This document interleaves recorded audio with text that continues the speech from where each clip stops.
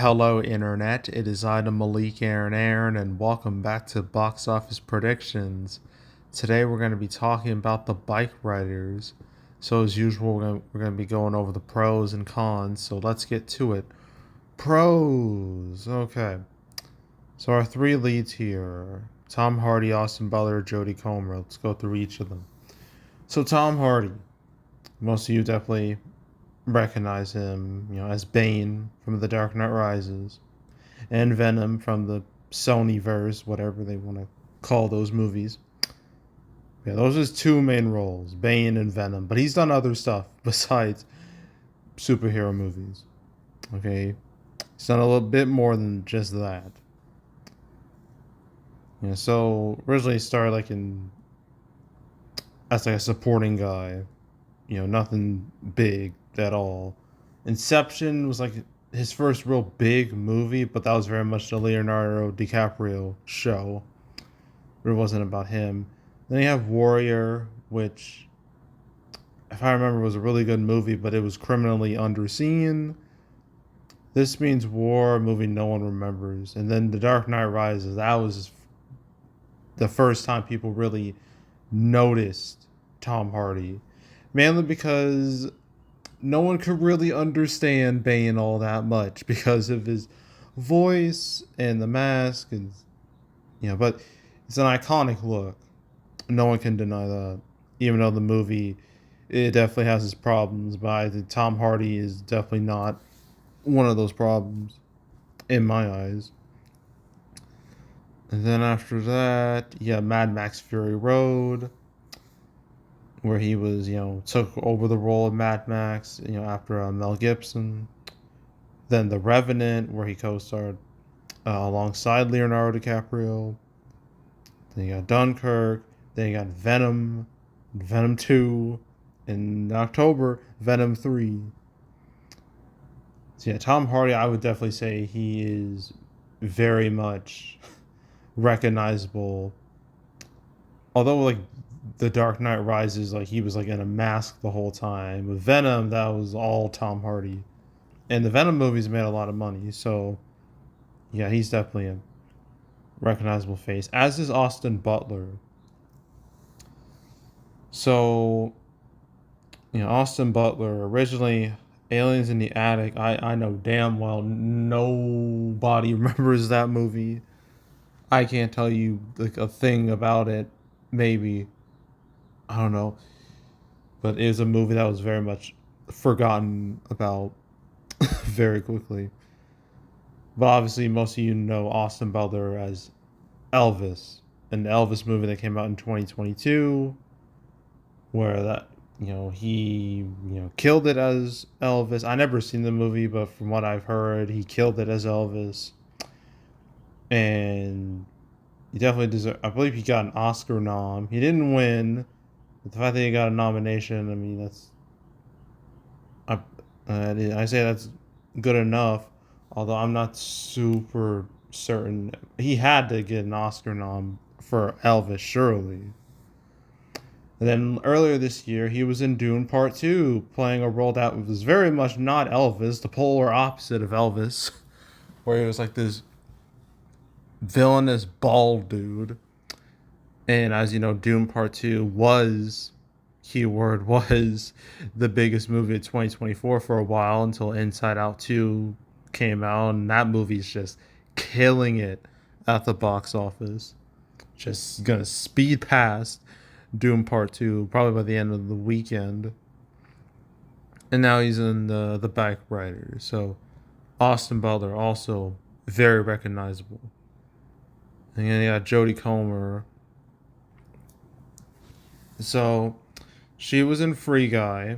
I believe she was the love interest to Ryan Reynolds' Guy character. Him. The Last Duel. No one really watched. No one saw that movie at all.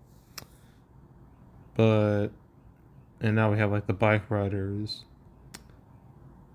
So I wouldn't say she's as recognizable as her other two leads, but Has she done stuff outside of movies? She has to have done some stuff outside of movies.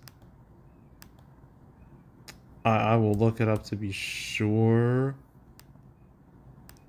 as soon as my laptop decides to work.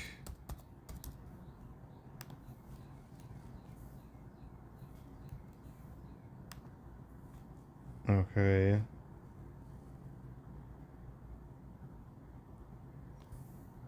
Yeah, she's done some TV shows as well. So, yeah, even though she's not as remotely recognizable as her co-stars, I say her presence isn't a bad thing. So I say like the cast, I would label that as a pro. So that's pro number one. What about the director though? Okay, director. What is he that made?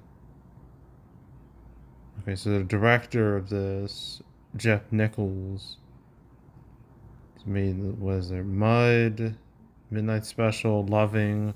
I know Mud. That was like one of the movies that made people like see McConaughey as not the rom com guy.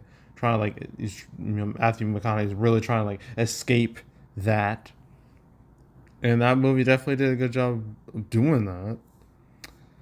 But nothing really that significant here, so I can't really comment on the director.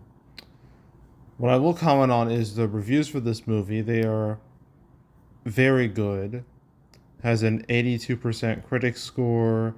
Its audience score is 78%. That's not great. Neither is its cinema score, which is a B, which is really not good.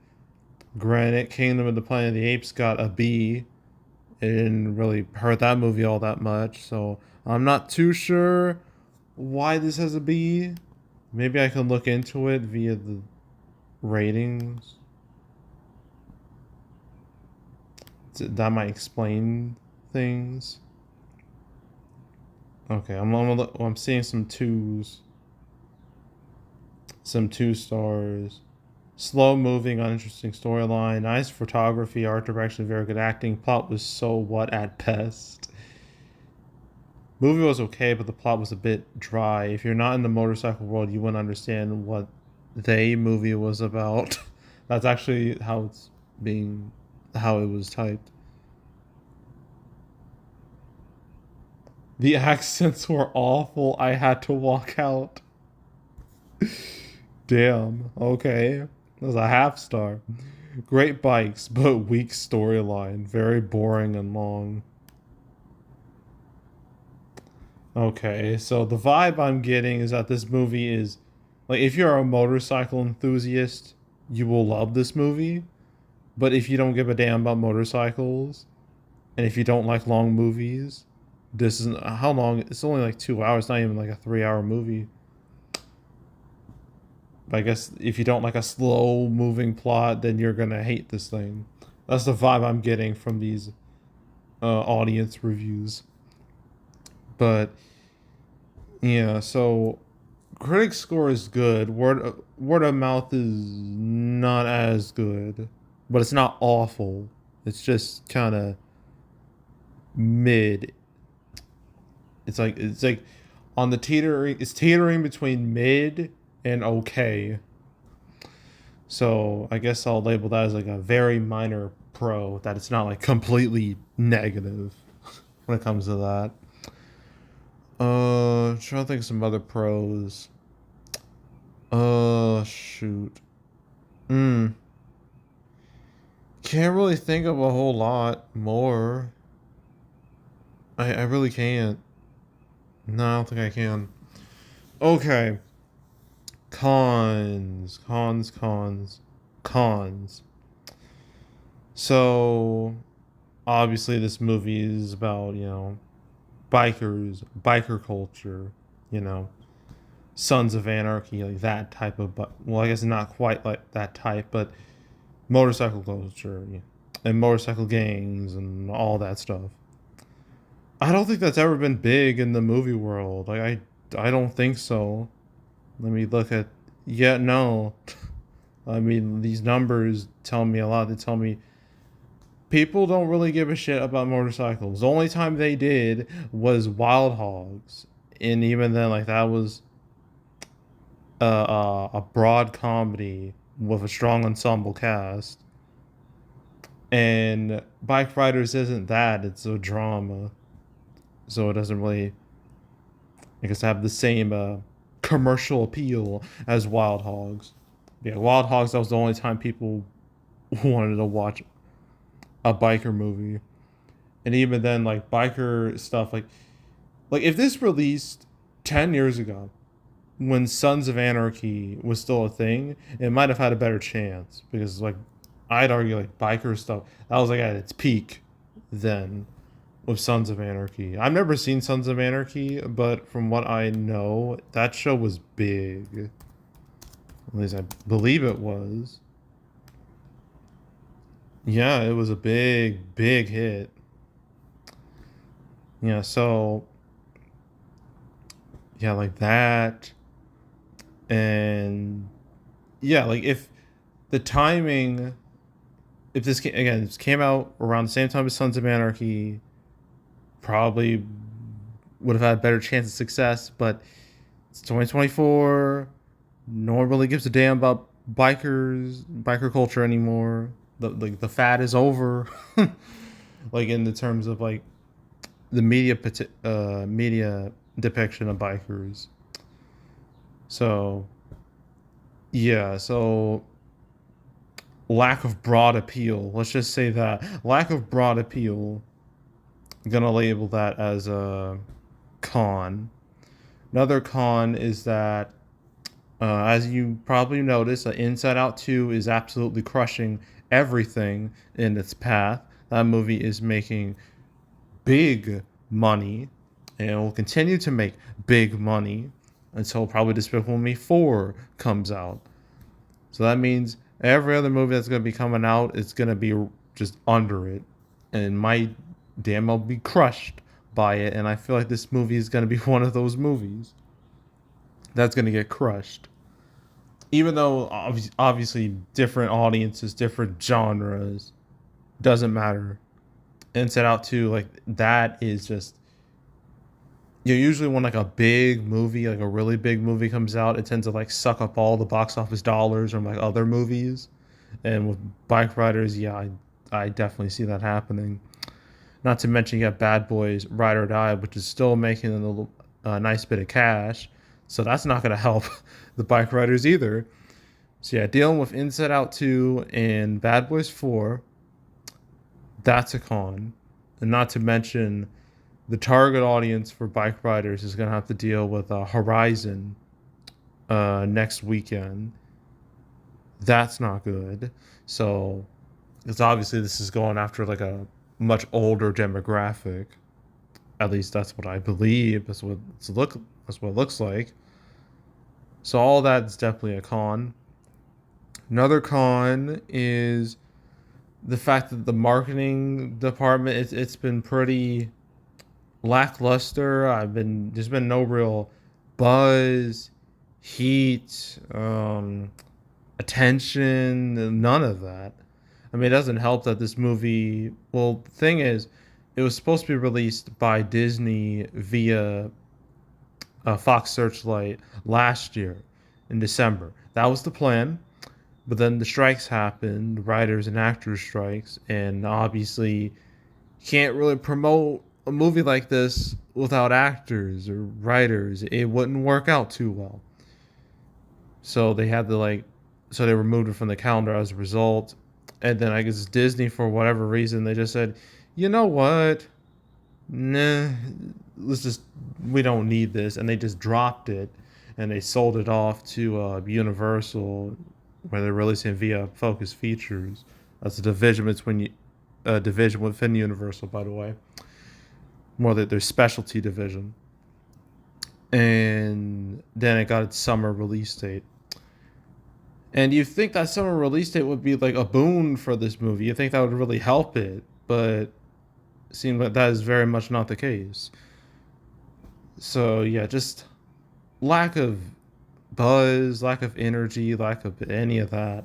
And not to mention the fact that this movie was supposed to be released by one studio, then it was dropped, and then picked up by another studio, and things just have the fact that things never really improved because of that. Yeah, that's a con. Let's see. Think of some other cons. I think that's really it. Yeah, I think that's it. I think I got all the main points down. So opening weekend. Oh yeah, this movie isn't in too many theaters. Um, it's like in 2,600, which I mean it's not like a low amount, but it's not exactly a huge amount either. So that might hurt its chances just a bit. So that's a minor con. I guess I can mention its Thursday previews, although it's kind of hard to pull them up because they were never officially like pulled up.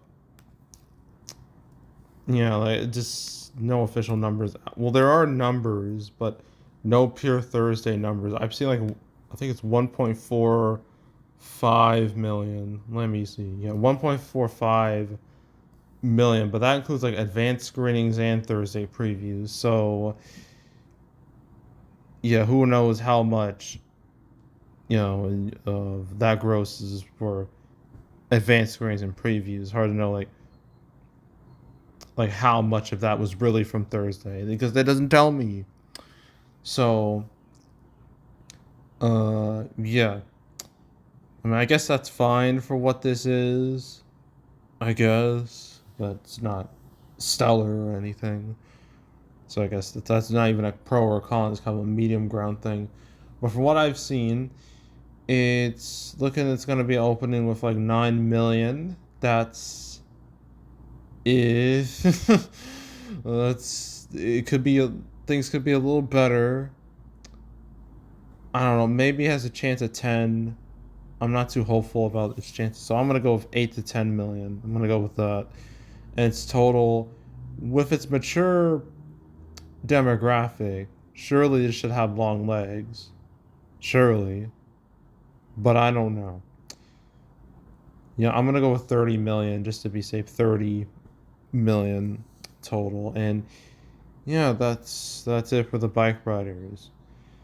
Okay, so we got one more movie to discuss. I know there's like Thelma. I don't give a shit about that movie. I want to talk about The Exorcism because I found out about its cinema score, and my God, I need to talk about The Exorcism. I feel like I need to make. I will talk about that, and then that'll be it for the weekend. And all I have to say is, thank God Inside Out 2 is making the money it's making because damn, this weekend would have been a train wreck without it. So yeah, anywho, yeah, that's it. That's all. Make sure to subscribe, like this video, leave a comment, turn on notifications, share the whole drill. You want to check out more videos like this? I got playlists on the homepage. All previous prediction videos I made this year, any other years I've been doing this. You want to watch any of them? Go right ahead. It's also the canceled series where I go over all the movies that were supposed to come out but didn't. I talked about the Bikeriders. I think twice. Yeah, twice. Okay, so the first time was episode 212. I talked about alongside Paddington, Peru, which has a trailer now. Just wanted to let you know that. Say Paddington in Peru, and Anyone But You, Lisa Frankenstein. That was the first time I talked about it. That's when its release date was removed entirely. So that was the first time. Second time is episode 221. I talked about it alongside The Underdogs and Horoscope, which eventually became known as Tarot. So, that was the second time I talked about it. And yeah. I've now made 248 episodes of Canceled. I know a lot of stuff's been going on this week regarding news. I'm kind of waiting for something like a little bigger to happen. Then I just group all that news together into one canceled episode because I only plan on making two more episodes, and then that series is done. It's finished. It will be done at 250. So I'll probably wait So hopefully something happens next week that will justify me making a big cancel episode. That's what I'm hoping for. So stay tuned for that. But if you want to watch any of the past cancel episodes, I man the channel. You want to binge them all from the beginning to now, I highly encourage you to do that, so go do it. There's also box office recaps where I go over the box office results for any particular month. I did my May recap. That video was really depressing to make. Thankfully, June, when I make that recap, that will be the opposite of depressing, because June has been fantastic thanks to Bad Boys 4 and especially Inside Out 2 making money and basically saving summer from utter oblivion. So yeah, it's been real nice. So yeah, June recap. That won't be until say post 4th of July. So between the 5th and the 12th of July. So stay tuned for that one. But if you want to watch any of the past prediction past recap videos on Man the channel, you can go right ahead. And yeah, that's it. That's all. I am out. Goodbye.